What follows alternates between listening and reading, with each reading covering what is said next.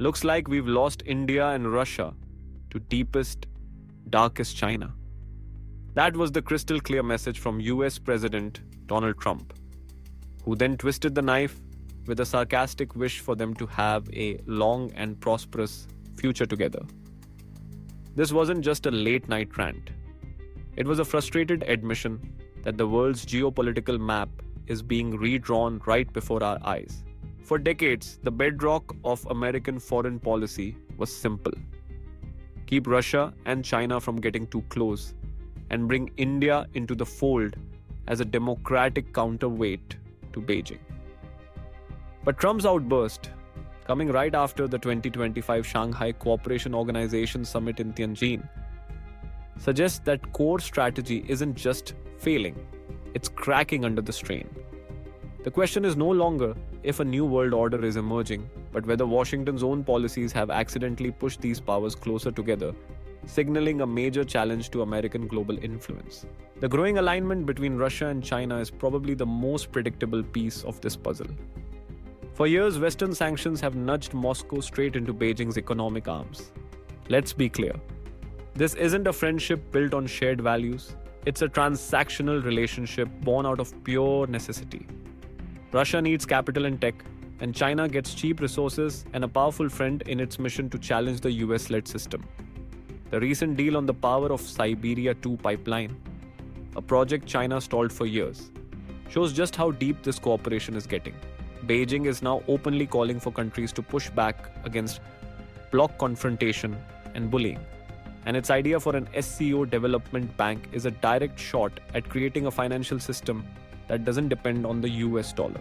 But the real bombshell and the reason for Trump's frustration is India. For years, Washington saw New Delhi as the key to its entire Indo-Pacific strategy. That relationship, however, is fraying, partly due to what many see as self-inflicted wounds. The Trump administration's move to slap steep 50% tariffs on Indian goods, along with penalties for buying Russian oil, was seen in New Delhi as both unfair and self-defeating. It's forced India to rethink who its real partners are. Now, this doesn't mean India is suddenly best friends with Beijing. This is a classic reassertion of India's long-held policy of strategic autonomy. New Delhi is refusing to be a pawn in anyone's great power game. Deep mistrust and a hot border dispute with China haven't just vanished. But India is pragmatically using groups like the SCO and BRICS to balance Western pressure and look out for number one. That picture of Prime Minister Modi laughing with Xi and Putin in Tianjin, that was a message, carefully crafted for the world. India will not be taken for granted and will build the foreign policy it wants. This shift didn't have to happen. Many argue it was accelerated by a series of American miscalculations.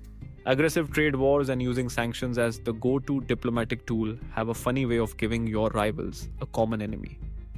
By penalizing India for its historic defense and energy ties with Russia, did Washington just strengthen the very bonds it was trying to break? It's a vacuum that China is more than happy to fill. Beijing's vision for the SCO is more than just a security group. It's an aspiring alternative to Western institutions, covering everything from trade and tech to AI cooperation. Every tariff from Washington just makes that alternative look a little more attractive. The world Trump is describing isn't a new Cold War with two neat opposing sides. It's much messier, more fragmented, and multipolar.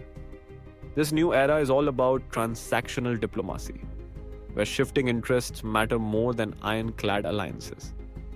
Russia might need China to stay afloat economically, but India is hedging its bets, playing all sides to become a leading power in its own right, not a junior partner to the US, China, or anyone else.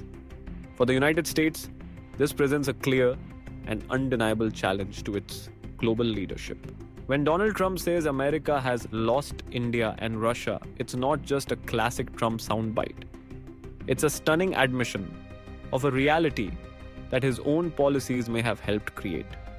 A strategy of pressure and protectionism seems to have pushed Eurasian powers closer, united by a shared goal of operating outside of Washington's influence. While these new relationships are complicated and full of friction, the trend is hard to ignore. The real question isn't whether Trump is right, but what Washington does next as this new world takes shape. Is a change in American strategy still possible? Or is the era of unquestioned US dominance over? Let us know what you think in the comments.